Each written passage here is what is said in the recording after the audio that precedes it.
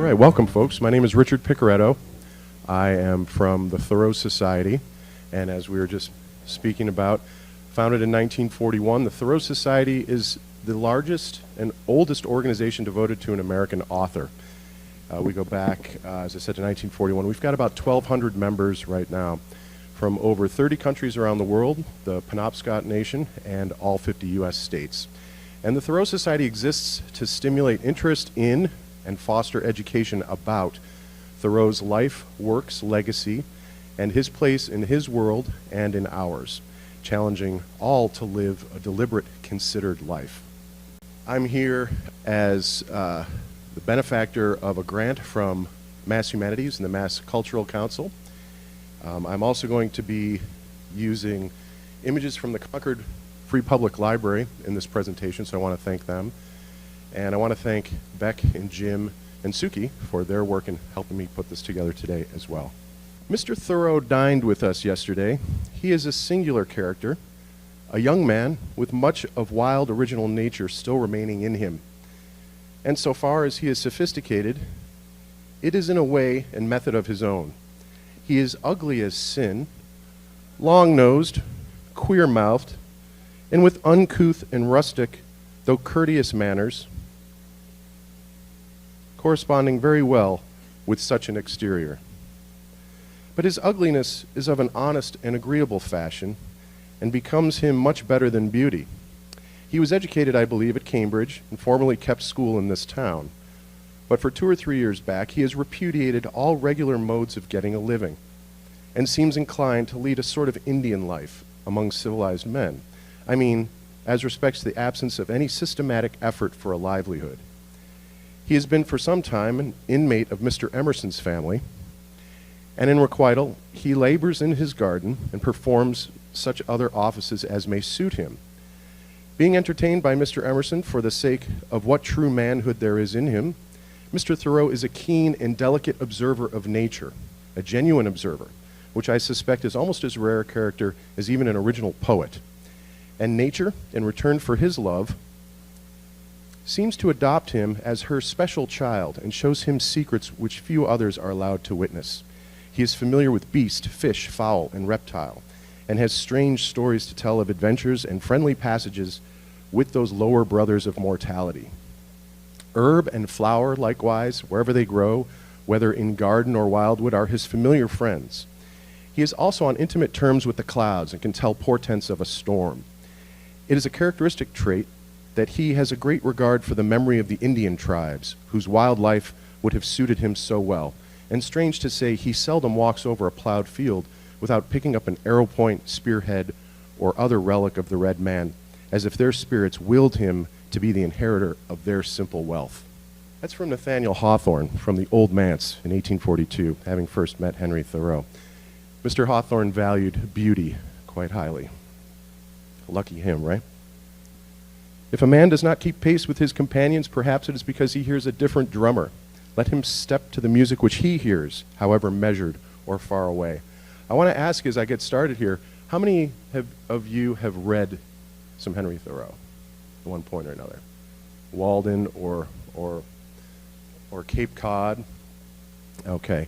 And what I'm here to do today is talk about the kind of reputation that has kind of evolved around Henry, and some of the descriptors that I'm here to counter on Henry's behalf. He was a loner.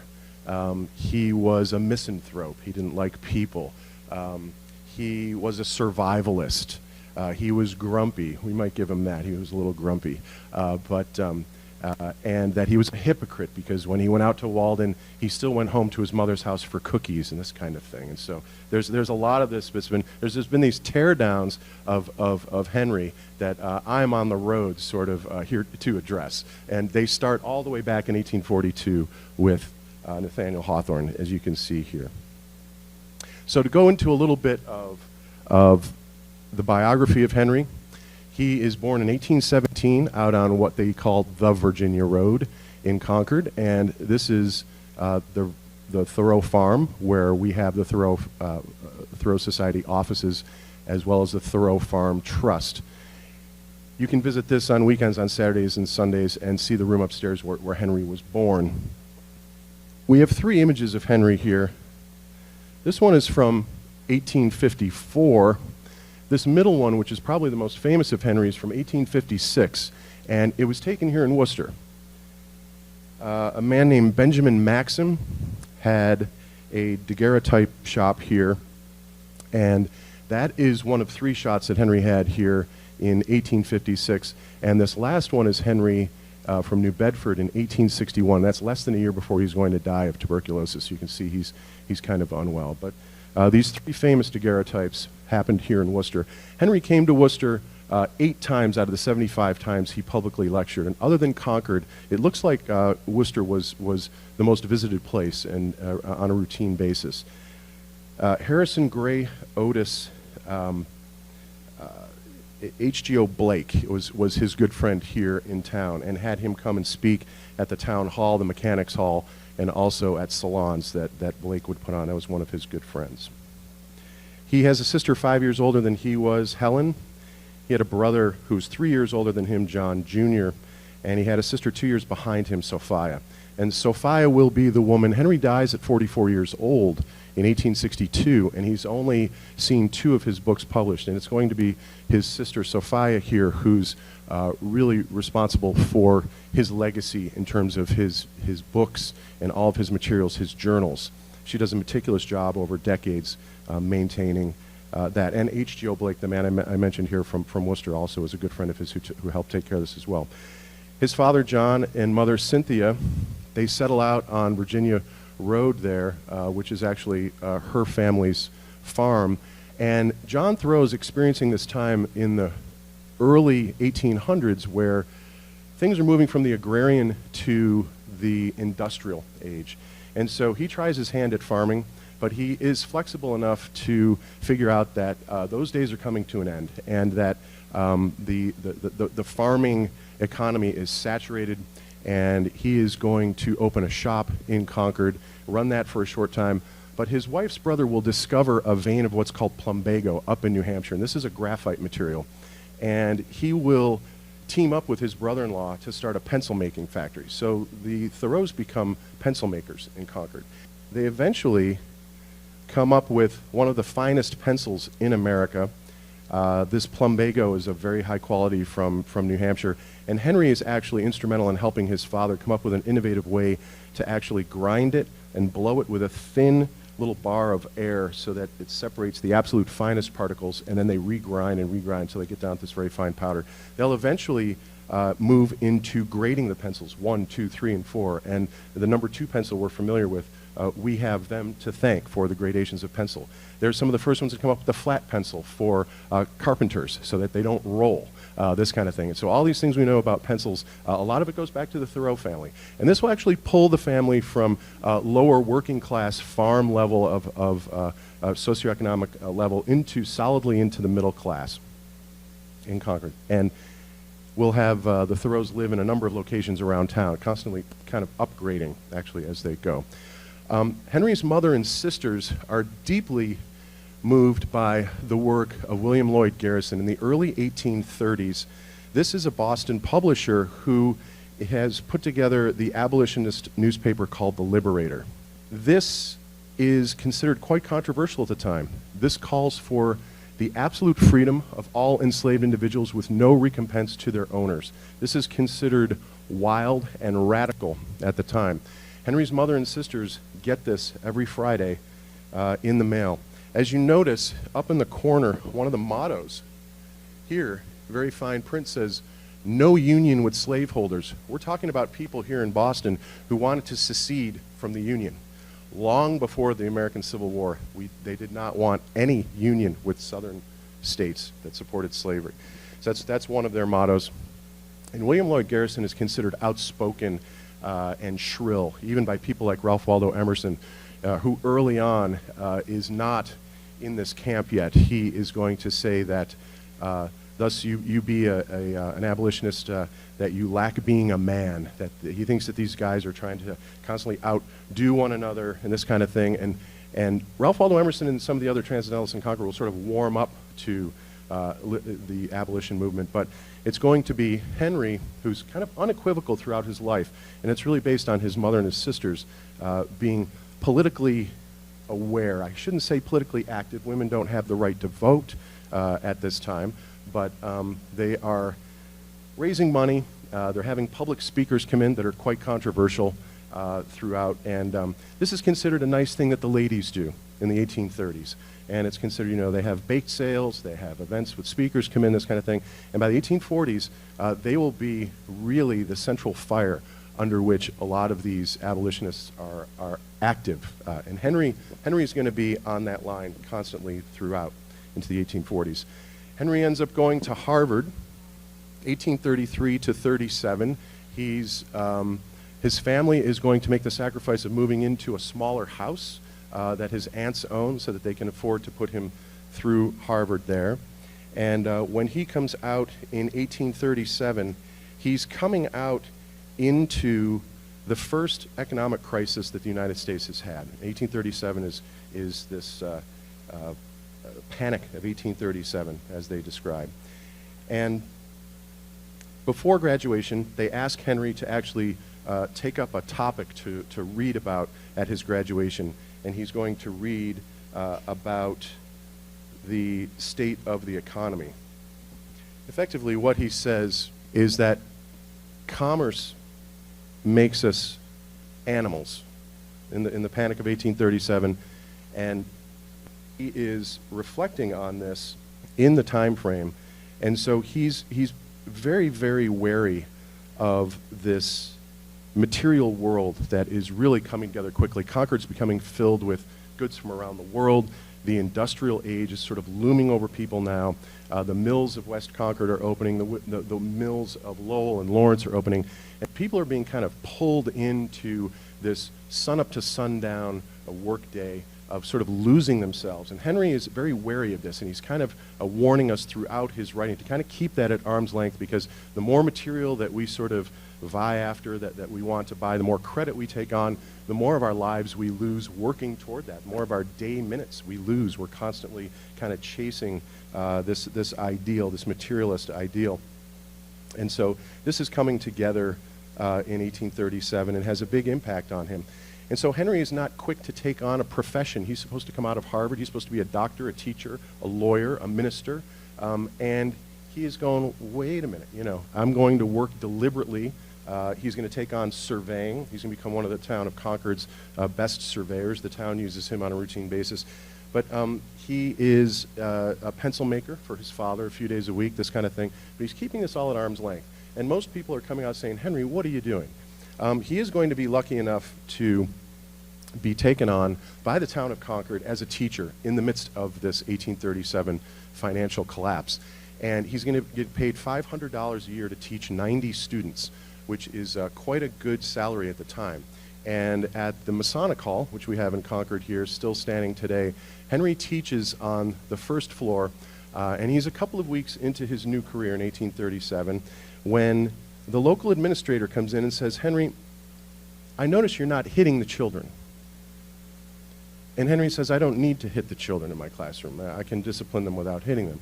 And he says, oh, no. The fair rule is a absolute required bit of education. This stick, which hits the children on the open hand, this is a requisite part of education, and you need to demonstrate actually for me right now how this is supposed to be used. Poor Henry has to pull two kids who are innocent of anything, hit them both into tears on their hands, and send them back to their seats. And that afternoon, Henry hands the keys to this man and says, I'm done. I'm done teaching. I will not. So this is a man of high principle. And you can imagine his parents, who have just put him through Harvard, as he returns home to say, I'm back to making pencils with you, Dad. But this is about sort of the moral principle and the adherence to that Henry abides by. He's unequivocal.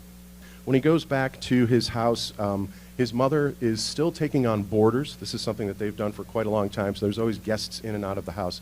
And one of them is Ralph Waldo Emerson's sister-in-law, and she will bring him over to the Emerson house to meet Henry Thoreau. And Emerson is quite taken with Henry Thoreau. He allows him to borrow books from his library.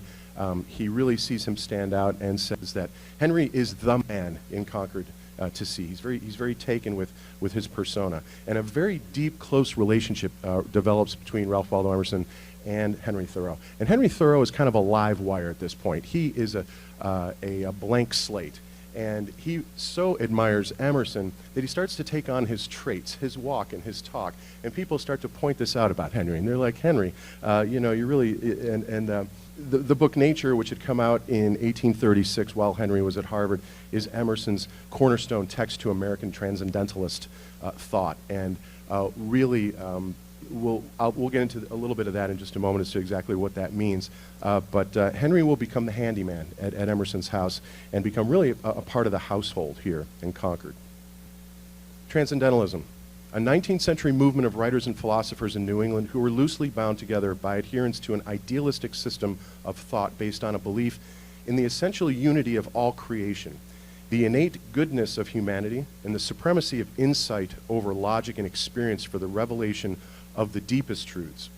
German transcendentalism, especially as it was refracted by Samuel Taylor Coleridge and Thomas Carlyle in England, Platonism, Neoplatonism, the Indian and Chinese scriptures, these were all sources in which the New England transcendentalists turned in their search for a liberating philosophy. So like America, American transcendentalism is a melting pot of ideas from East and West. And it is this movement toward an idea of a unity in the entire creation, that God, man, science, nature are all one entity, that God's not out there someplace and this is the creation, that God is the creation. And we're all a part of the creation, which means God is a part of us. God's not beyond us. We are all part and particle of God. These are the ideas that Emerson brings together as, in his time, a former minister. He's actually left the church after being a seventh-generation American minister for a brief while in the 1820s. And so this is quite controversial by 1836. But it resonates with Henry. And as I said, the two of them put together quite a deep relationship. This is a book from Jeffrey Kramer, who runs the Walden Woods Institute, which is a separate organization from us, which is in Lincoln, which the musician Don Henley of the Eagles started in 1990. And this is to preserve Walden Woods and the area around it. At that time, it was under threat of development. And this is a great book by Jeffrey that is called Solid Seasons. This is about the journal entries and the letters between Thoreau and Emerson. And it is a deep, deep relationship between these two men. And this is an excellent read if you're interested in that kind of mentor-mentee relationship. And again, Henry starts to walk and talk like Waldo Emerson. And the critic and publisher James Russell Lowell writes, "There comes Thoreau, for instance, to see him's rare sport, tread in Emerson's tracks with legs painfully short. How he jumps, how he strains, how he gets red in the face, to keep step with the mystagogue's natural pace. He follows as close as a stick to a rocket, his fingers exploring the prophet's each pocket. Fie, for shame, brother bard, with good fruit of your own, can't you let neighbor Emerson's orchards alone?" So here's a little more criticism from another local writer. And again, Henry is such a wide open live wire that there's an old farmer and hunter named George Prescott Minot, who lives up on the hill above Emerson's house. And like Luke Skywalker to Obi-Wan, you get Henry going up to the old man and sitting with him all day. "Tell me the old stories of hunting here in the town." And he'll tell him, "My grandmother saw a deer in the backyard here 80 years ago. This is the last time a deer was seen in Concord. This is 1854. So a deer had not been seen in Concord for 80 years.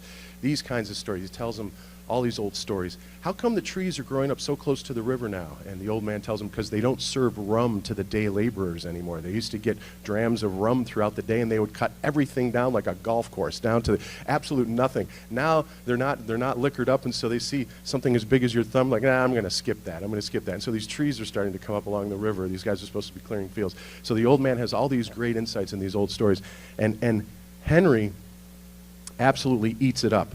And again, Henry becomes George Minot. And he values, one of the other great stories is George Minot lives with his sister, never marries, and his sister is a seamstress who makes clothing locally. And Henry will go and get his clothes made by his sister Mary. And when he asks her for a particular design, she turns to him and says, "Henry, they don't wear it that way anymore." And Henry is incensed. Who is they? I've just asked you to make this coat. Who is they? And after ruminating on this, and he writes about this in Walden, he is so beside himself. What is this? And he writes, they put a monkey's hat on a man in France. Next thing you know, everybody here in the United States is all wearing monkey hats. He's totally taken with this whole thing with fashion. He turns to her finally and he says, they do now. Henry, they don't wear these that way. You know, they do now, he says. And so Minot, this old man, is perhaps the most poetical farmer who most realizes to me, this is Henry writing about George, who most realizes to me the poetry of the farm's life that I know. He does nothing with haste or drudgery, but as if he loved it. He makes the most of his labor and takes infinite satisfaction in every part of it. He's not looking forward to the sale of his crops or any pecuniary profit, but he is paid by the constant satisfaction which his labor yields him. He has not too much land to trouble him, or too much work to do, no hired man nor boy, but simply to amuse himself and live. He cares not so much to raise a large crop as to do his work well. He knows every pin and nail in his barn.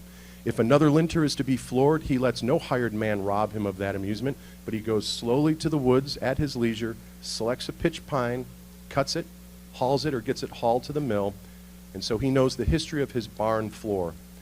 Farming is an amusement which has lasted him longer than gunning or fishing. He is never in a hurry to get his garden planted, and yet it is always planted soon enough, and none in the town is kept so beautifully clean. This is a portrait of a painting that I found by a man named Enoch Wood from the late 19th century. Has nothing to do with what I'm just talking about, except that in my mind's eye, this is exactly what I picture. Henry City hanging with old man George. George is wearing his 18th century shirt style. Henry did not smoke a pipe. But you can see him sort of taking in. And other than chickens and cats walking around George Minot, which he describes, this pretty much kind of paints the picture. And so Henry is this, George Minot never joined any group, any church, never voted. He went to Boston once in his entire life. He lives 19 miles from Boston, mind you. And when Henry asks him later in life, George, don't you ever want to go visit Boston again? And he says, I'm going to Boston. I'm going to a different Boston in his mind. So by 1839, Henry and his brother build a boat called the Musketaquid, just like this little one here, and they sail the Concord and Merrimack rivers for 2 weeks, and they go up to New Hampshire. And Henry writes about this, and when he is spending his time in the 1840s at Walden Pond, this is what he's writing about, this trip that he does with his brother. And when they return home to Concord in 1839, he and his brother John start a school. And there's a young man named Edmund Sewell, who comes and visits from the South Shore. He's about 12 years old, and he's a student at the school, but he's also sort of the summertime companion of Henry, and they're hunting and fishing and hiking and shooting. Henry really falls in love with Edmund, and he writes this long, beautiful poem called Sympathy, which will eventually be published in the Dial magazine. And one of the stanzas reads, "So I was taken unawares by this, I quite forgot my homage to confess. Yet now am forced to know, though hard it is, I might have loved him had I loved him less." Henry never pairs up with anybody. He is somebody that the Thoreau Society argued, there's all kinds of back and forth as to Henry's sexuality, or lack of. Henry writes that he is ashamed of his body, which is kind of interesting. He's not a very serious, deeply religious person, shamed in any way that way, but he may well be shamed that he has homosexual feelings. And there's a group of scholars that think that Henry's actually repressing what is not tolerated at all, which would be homosexual feelings. And yet, a few months later, when Edmund's sister arrives, Ellen Sewell, he falls for Ellen. Now, she's closer to his age. She's a couple years younger than he is at this point. And not only does he fall for her, but his brother John falls for her as well. And before the summer is over, proposes to Ellen. Henry then also proposes to Ellen by letter. So this is a little interesting. He kind of mails it in, so to speak, okay? He does take her out on a couple of excursions, this kind of thing, but we go back and forth between these two things. And there is now, her minister father is going to forbid her from dealing with either of these young men because they are transcendentalists. They're not They're not for his daughter. They're not going to be suitable. There's a 2017 biography of Henry Thoreau by Laura Dasso-Walls. This is pretty much the latest and greatest, featuring this picture of Henry from his stop in Worcester. She writes that in 1839, Henry Thoreau fell in love twice. That's kind of the take on Henry. We have no evidence that he ever outwardly expressed any physical contact, any physical relationship with anyone. And there are some in the Thoreau world who say he was so aloft and mindful that he had no time for sexuality, and that he was just this intellect. And that, I think, is baloney. I think that at 20 years old, there's no way something is not going on there. So that's part of the back and forth in Thoreau scholars as to the enigma that Henry's sexuality really presents. In 1842, sadly, John's brother cuts his thumb with his shaving razor. It is infected and is not treated quickly enough, and he dies of lockjaw, of tetanus, in a brutal, brutal death. This is a few days of a horrific, torturous death. He dies in Henry's arms at 27 years old.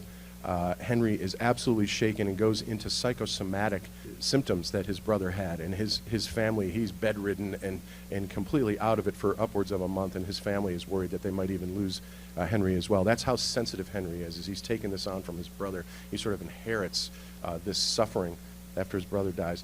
And sadly, right up the road, Ralph Waldo Emerson's within the same month and a half.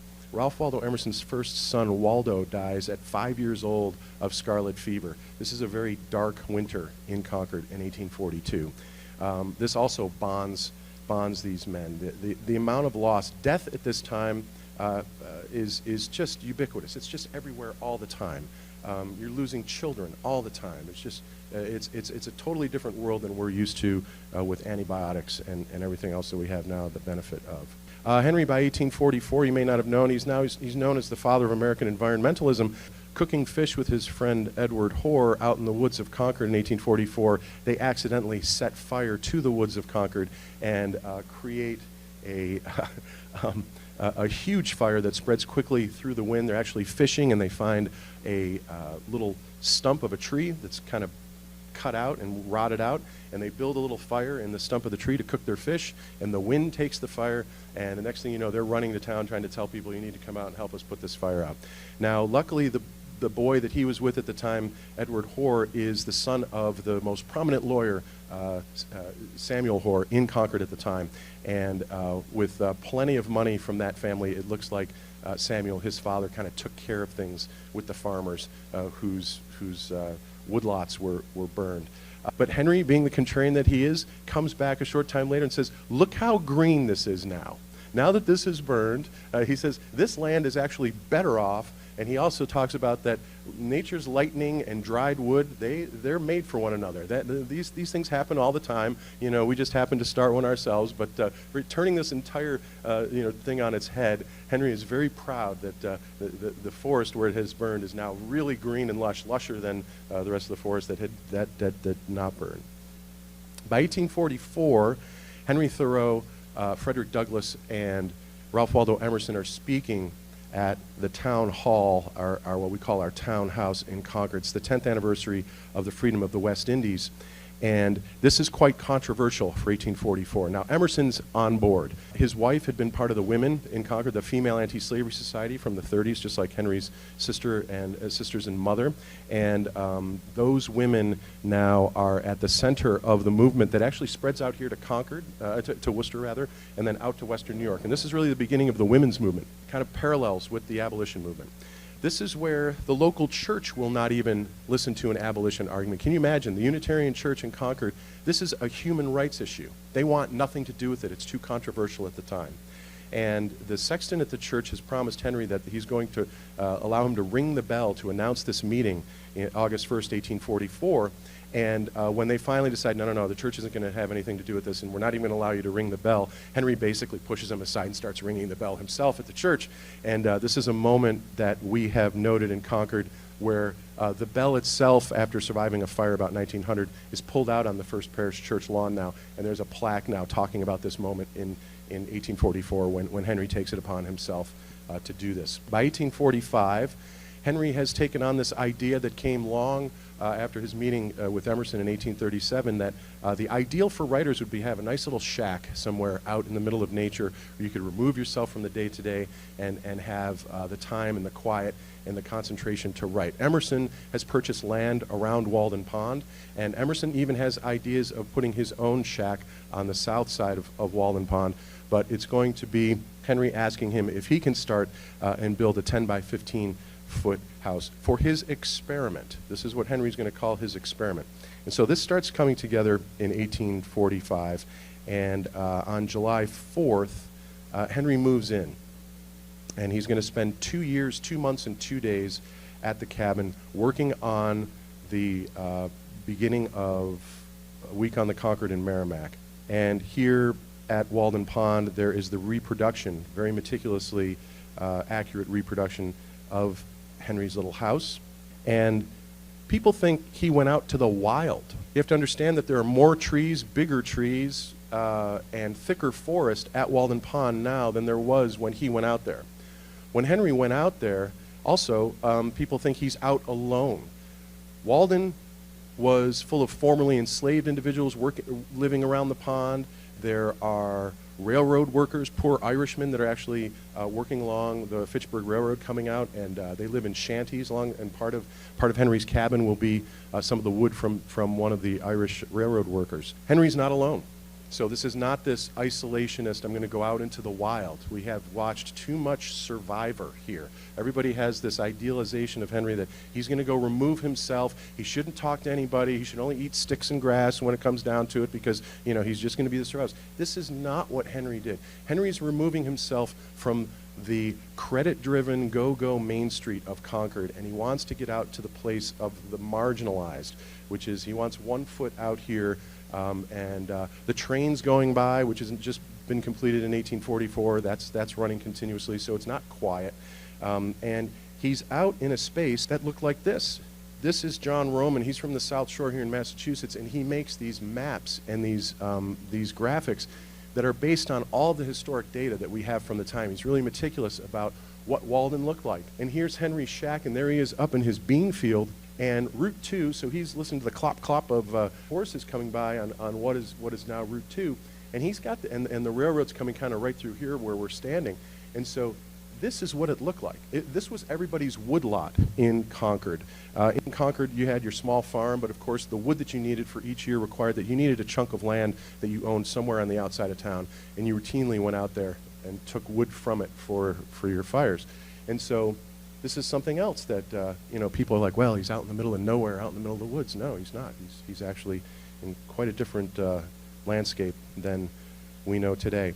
He starts putting together now a meticulous calendar, as he calls it, with a K, and he's going day by day, and he is noting the blossoming of every single tree and flower, and the migration of particular birds, and the weather patterns, and the water levels. And so the data that he collects during this time is actually being used now by a Boston University climate researcher, Professor Richard Premack, and gives us an incredible insight into Massachusetts weather and environmental conditions back then. Colder winters. Spring is now 1 week earlier than it was in 1854, a solid 1 week earlier than it was in 1854. This is the data that comes from Henry's observations as well. And it's pretty remarkable because they are making sense of this. Okay?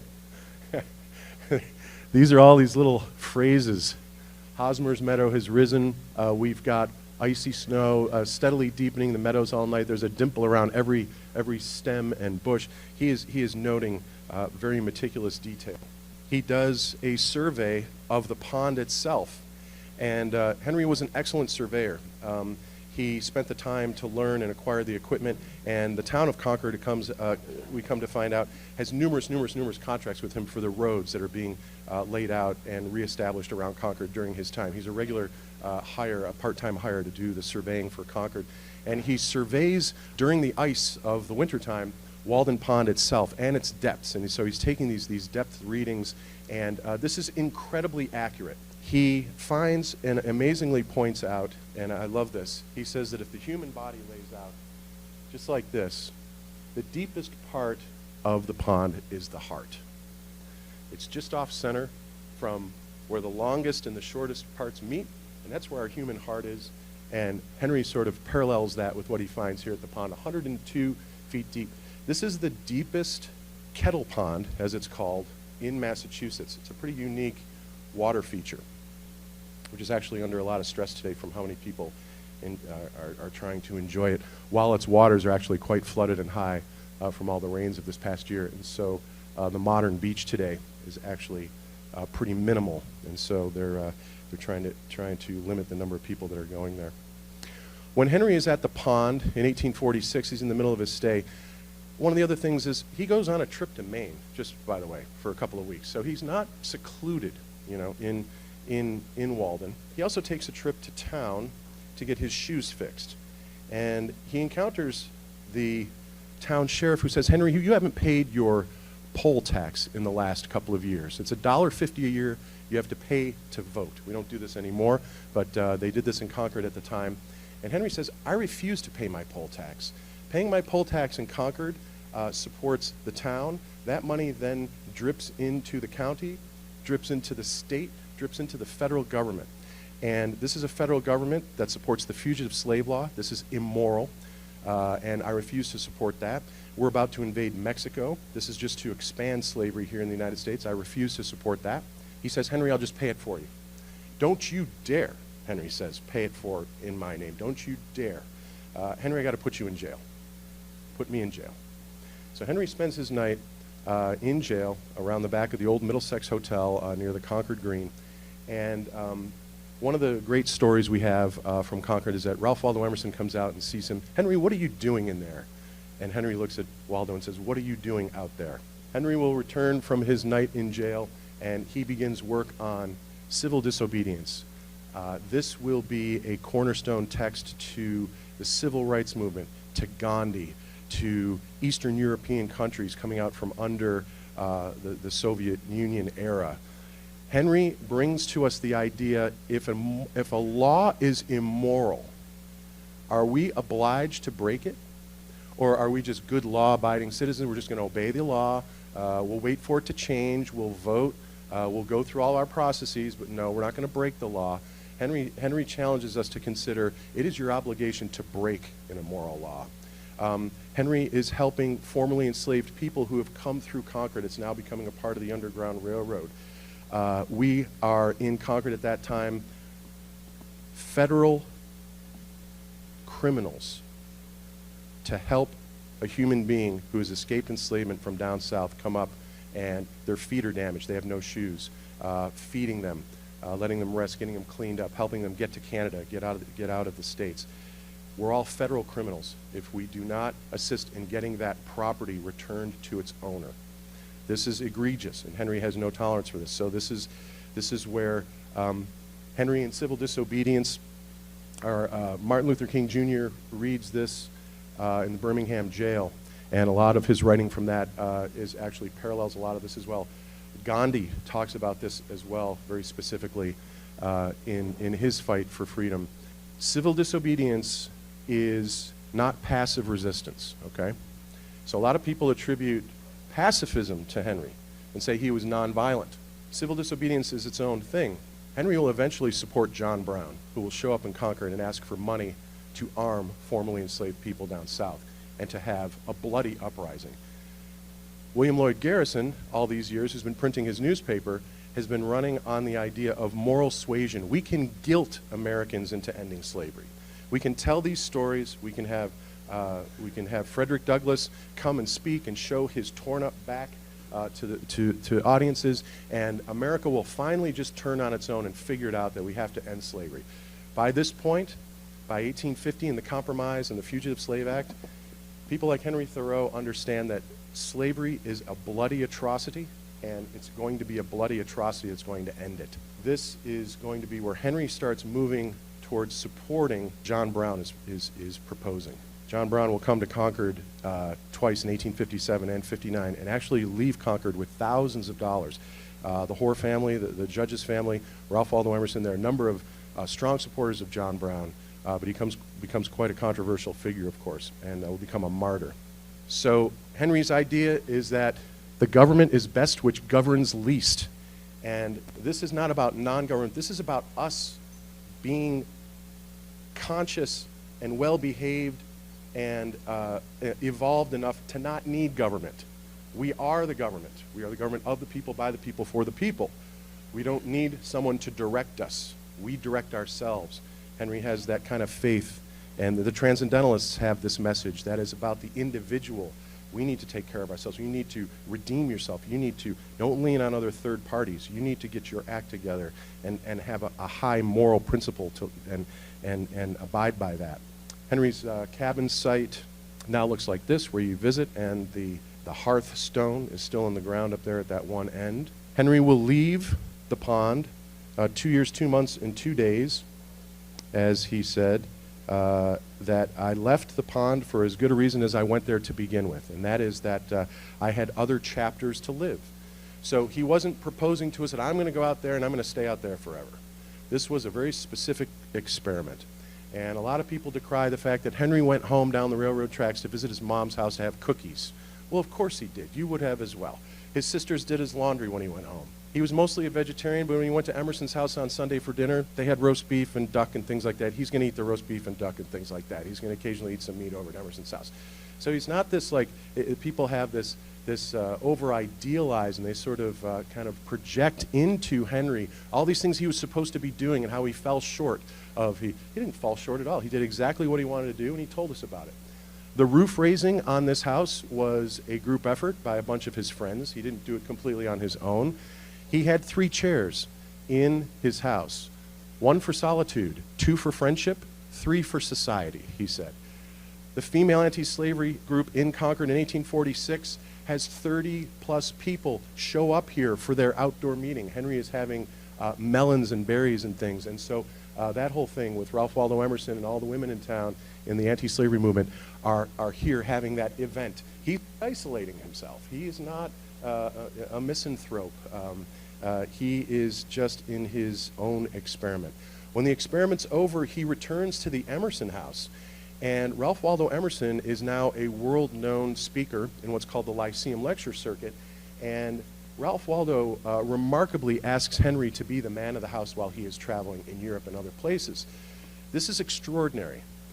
Henry, who has never paired up with anybody, is now going to be Lydia and Emerson's step-husband. They're raising their children. He's there for months and months at a time. He gets to play husband and father. This is remarkable. The kids start calling him Pop. And she writes to her husband overseas, "You need to come home." The kids are calling Henry Pop, and that kind of thing. And so it's a really interesting scenario. And there's been some modern historic fiction that says that they had an affair. There's no way they had an affair. And I want to put this to you.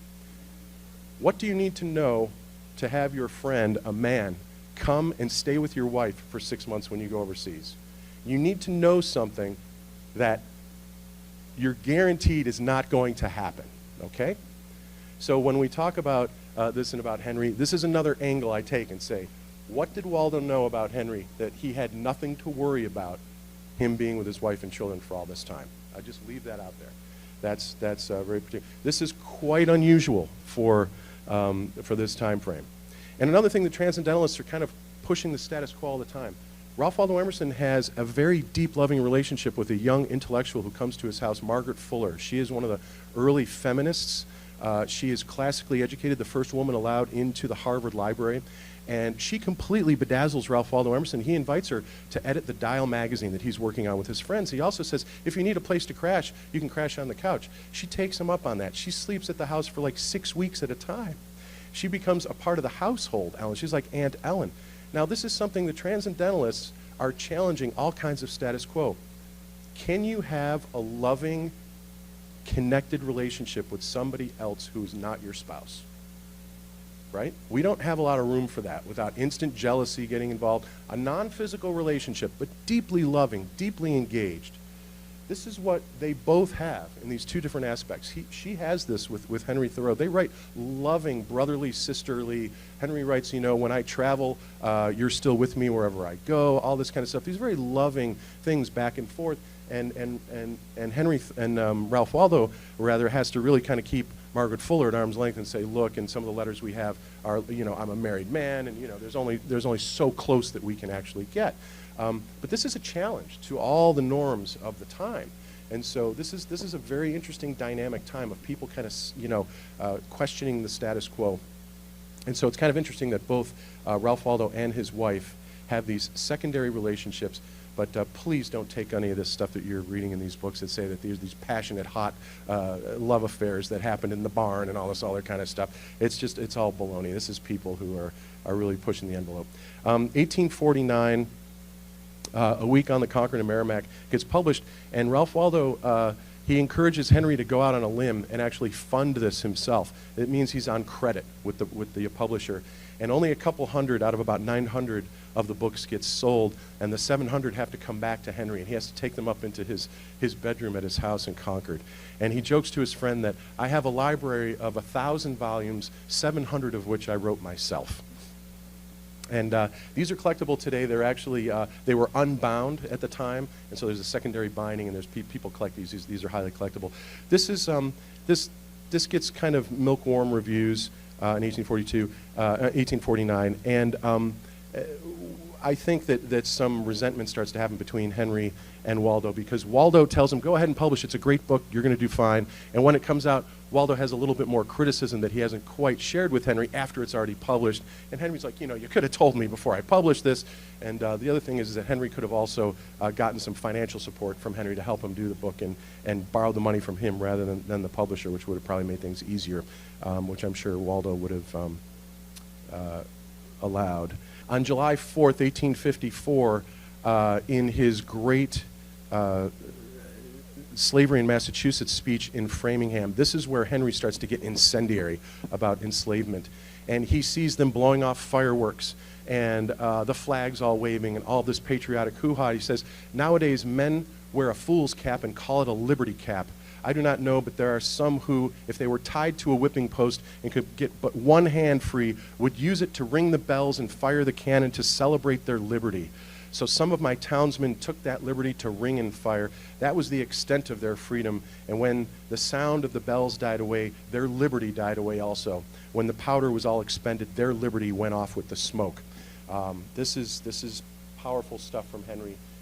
He is becoming this incendiary abolitionist. The law will never make men free. It is men who have to make the law free. They are the lovers of the law and order who observe the law when the government breaks it. We need to do that today. We have to keep an eye on making sure when government breaks the law, that law is upheld. We get this clean cut. Oh, we didn't get here yet. We get John Brown. John Brown, clean cut, comes to Concord 1857. He's got a project in Kansas that effectively the American Civil War starts in Kansas in 1855. People are killing each other over slave and anti-slave towns in Kansas. And John Brown is bringing weapons and men out into this scenario. And there's a few men from Concord that go out there too, part-time, and getting involved in the Kansas project. Now, people are donating money to John Brown in Concord saying, don't tell me what you're going to do with it. They kind of know what's going on. They want it to be humanitarian and whatever. It's all for the good fight, but they don't want to be complicit in crime. A couple years later, we have Messianic John Brown. This is now, he's ready to die for his beliefs, and will do so. He'll be stopped at Harper's Ferry trying to take that arsenal over, and he will be hung. There's going to be an ode and an honorary service for him in Concord, quite controversial. Most people think he's a maniac and should be hung. Emerson writes that he will make the gallows as holy as the cross the day that he is hung. So he is a martyr and hero to the Transcendentalists in Concord. And again, the church will not have any of this in Concord. They get sent over to the town hall. Henry later in life will, he'll end up at this house at 255 Main Street in Concord. This house still exists today.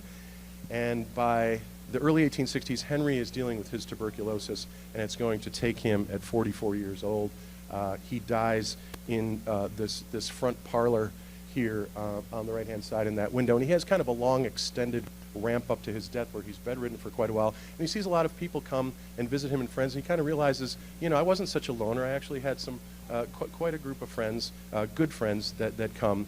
And there are a couple of things. His aunt asks him, "Have you made peace with God yet, Henry?" And he says to her, "I was not aware that we ever had a quarrel."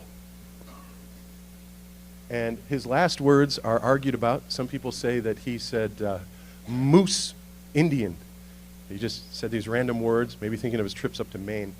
But one line that he did say before dying, which was coherent, was, "Now comes good sailing." Just a few years ago, in 2015, the New Yorker writer Catherine Schultz starts this teardown again of Henry. Thoreau did not live as he described. No ethical principle is emptier than one who does not apply to its author. The hypocrisy is not that Thoreau aspired to solitude and self-sufficiency, but kept going home for cookies and company. That's just the gap between aspiration and execution, plus the variability in our needs and moods from one moment to the next. Eminently human experiences, which, had Thoreau engaged with them, would have made for a far more interesting and useful book. I don't think she read Walden. First of all, she's projecting that he had a project based on solitude and self-sufficiency. It wasn't. It was a project based on sort of removing yourself from the mainstream daily grind. One. She says he should have written about his human experiences from one moment to the next. That's exactly what the rest of Walden is. Very deep, meditative. The early part of Walden, if you remember reading it, is called Economy, and it's a tough read. It is social criticism. Henry's quite grumpy, and he's pecuniary. He's obsessed about money. He tells us about building his cabin, and that he's going to spend $28.12 to build this cabin, where his friend Ralph Waldo has purchased his house 10 years earlier for $3,500. And you wonder, why is Henry writes, I paid 7 cents for these nails. I should have paid 4. They weren't worth 7 cents. All this kind of thing. He's like just constantly obsessed with money. And you read this and you're like, why am I reading? I remember when I was 16 in high school having to read this. I was like, why are we reading this book? And I finally come to realize that he's turning the mirror to us. We're the ones obsessed with money. So he's putting it on our terms. That's who he's talking to. He knows that we're obsessed with every penny and every dollar. And that money is more important than anything. And so he's going to come out and hit us over the head with this first. Then Henry's voice becomes more prophetic as he opens up and has more of these self-realizations at Walden.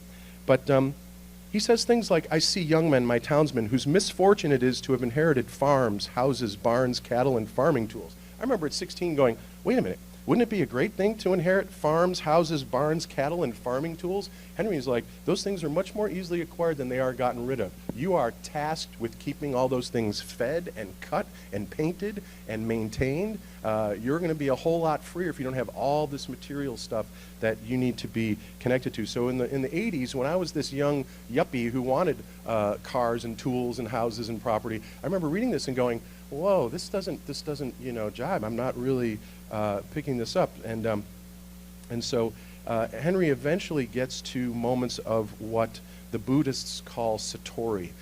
Emerson has satori in the book Nature. This is a moment of pure awakening connection where you feel like you've lost yourself and you're actually connected to everything in the same moment.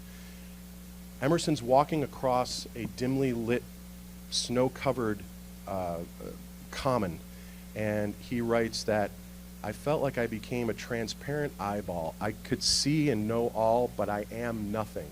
And this is a moment of where East meets West kind of philosophy. And Henry has a few moments of satori. He has one where he's hoeing his beans, and he says, "When I was done hoeing my beans, I joined myself." My favorite 3 words in Walden, I joined myself. What part of you had separated? Where were you? How did you join yourself? Like, what does that mean? So, and Henry says, and I came to the realization it was not me hoeing beans, nor was it beans being hoed. He's in this kind of Zen moment of full realization. There's another time when Henry a couple times in the book where he has these experiences. And this is, again, where East meets West in kind of this holistic outlook. And so that's where Henry moves to in this book. The hypocrisy is that Thoreau lived a complicated life. He did not live a complicated life. He returned home to that yellow house with his sisters and their cats and their piano and all the traffic on Main Street, and he returned back to normal life, and he lived in the attic. He did not live a complicated life. I don't know why this is written. Worse, he preached at others to live as he did not, while berating them for their own compromises and complexities. You know, Henry begins Walden with a very simple statement that this is not an ode to dejection. So he's not Mr. Lonely and I need to go isolate myself. And what he does write is, I do not propose to write an ode to dejection, but to brag as lustily as Chanticleer in the morning, standing on his roost, if only to wake my neighbors up. So he's not castigating his neighbors. He's trying to show them and bring them to the realization that we're running down this, and these messages really apply today to materialism, and this Henry back here, where was it? He seems to be looking at his phone, which I love. That sculptor that has him at Walden, and he's looking at his hand, like we see everybody today is looking at their hand. In his eulogy, Emerson eulogizes his friend Henry. He chose to be rich by making his wants few and supplying them himself. There was somewhat military in his nature, not to be subdued, always manly and able, but rarely tender, as if he did not feel himself except in opposition.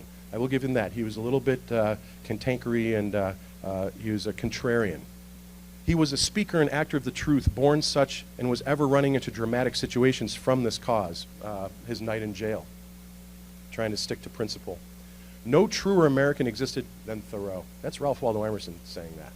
I cannot help counting it a fault in him that he had no ambition. Wanting this, instead of engineering for all of America, he was the captain of a huckleberry party. Sad to say, Ralph Waldo Emerson didn't get it either. Henry kept ambition at arm's length.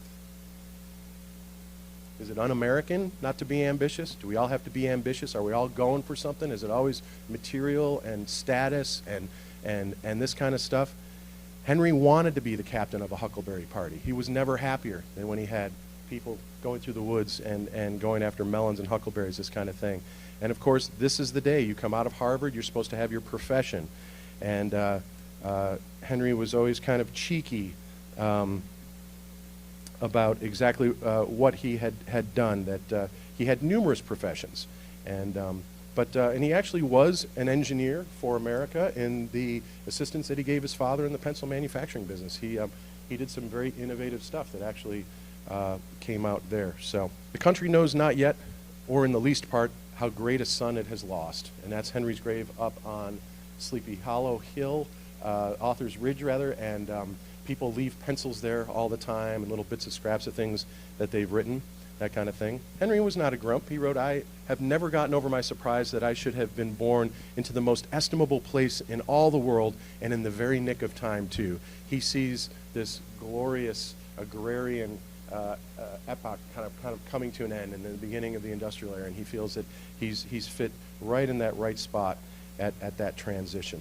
So lastly, as we talk about Henry not being someone of much humor, I took upon the use of AI from this portrait from here in Worcester to start getting Henry a look that we have never seen before.